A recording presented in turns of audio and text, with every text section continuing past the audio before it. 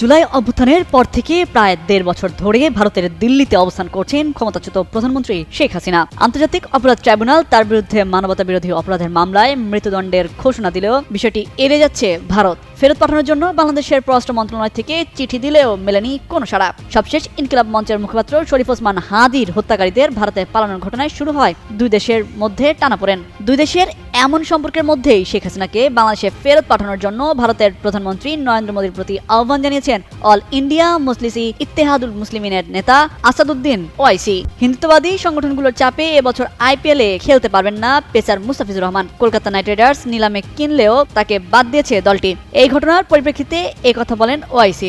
রোববার এক অনুষ্ঠানে তিনি বলেন, বিজেপি মহারাষ্ট্র ও মুম্বাইয়ের মানুষকে বলছে, দেখো এক বাংলাদেশিকে ফেরত পাঠিয়েছি, আরে আরেকজনকে ফেরত পাঠান যে দিল্লিতে মোদির বোন সেজে বসে আছে। ওয়াইসি বলেন, 2014 সালে মোদী সরকার ক্ষমতায় আসার পর প্রথম যে দাবিটি উঠেছিল তা ছিল পুনেতে মহসিন শেখের হত্যাকাণ্ডের বিচার।